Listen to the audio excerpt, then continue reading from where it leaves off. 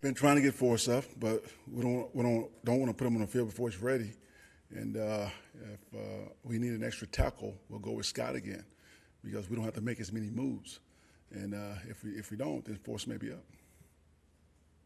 Coach, with Forrest, when you do bring him up, as part of it, you want to make sure that he's there long term and fully ready to go, and not just kind of going up and down here. No, we don't want him going up and down. And as soon as we feel like he's back to close to 100% and he understands the speed of this game and he's confident in himself in that knee, then he'll be back in there.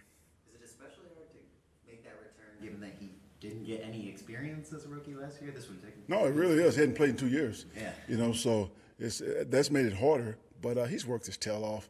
He'll be back. Can you tell he's kind of chomping at the bit for that? Yes, he is. But he's also understanding. He knows where he's at right now.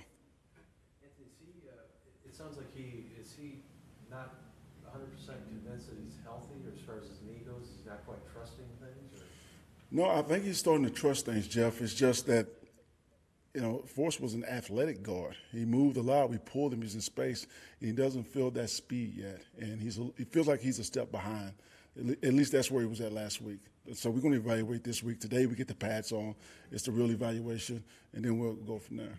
That's something he acknowledged himself to you, or is that something? But we communicate. Yeah. He's very honest and open with his communication.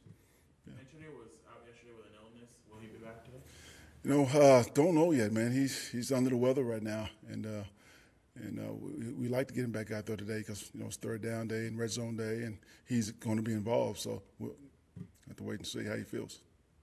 Coach Uchenna had his first career sack against the Bills. He's got a homecoming this week. He's the only Trojan on the roster going back to the Coliseum. What'd you see from him on film against the Bills? Well, it's the same thing I've been seeing on camp. He's a high-energy guy.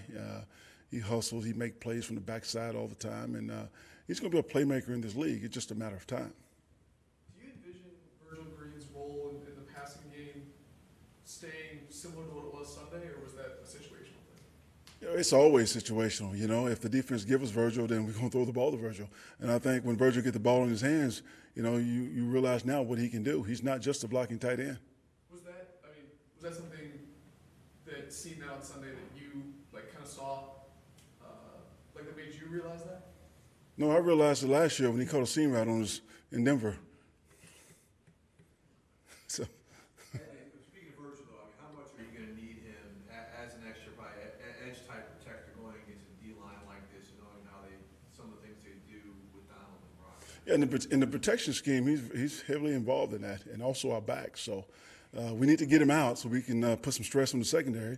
But at the same time, they've got a heck of a defensive line. We're going to have a nice protection scheme and a plan to keep those guys off the field. Anthony Joe's been out the last couple of weeks.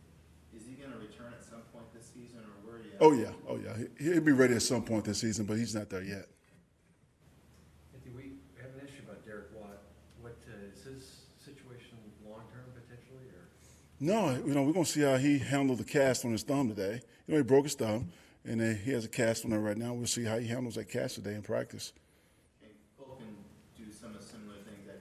That's the backup plan. Okay. Yeah, Cole can do some of the things that Derek has done in the backfield, and we have we can go pony. We can put two halfbacks in the backfield. We can do different things if Derek's not with us, but we hope he's with us.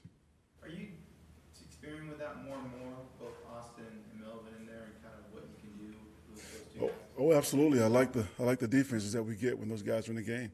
If you go little, we can pound you, and if you go big, then we can create matchups in the passing game. So, Anthony, Derwin has played all over the defense through 2 weeks. He's seemed pretty well at most of those spots. How rare is that a guy that young excel in multiple spots on the defense? Well, he's been working at it for quite some time, and we knew it was coming.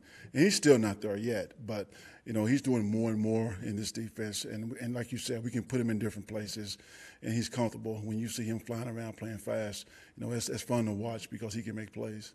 What do you think of him as a pass rusher? It seems like that's something that really came. Yeah, he's got a knack for it.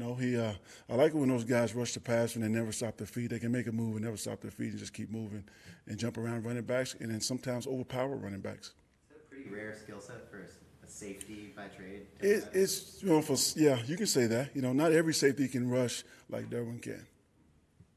Anthony, a lot of times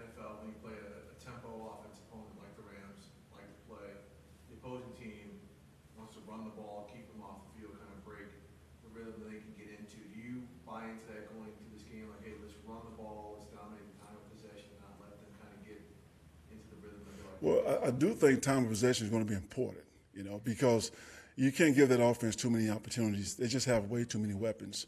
And so we're going to need to stay on the field, and we're going to have to do better on third downs.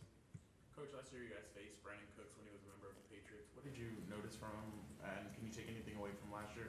You got to stay on top. He's a deep threat, and it's kind of a catch-22 because you stay on top, then he can beat you underneath. But he's just a heck of a receiver. He's got that trait where he can run by a secondary, or he can catch balls underneath and run long. All right, thanks, guys. Okay.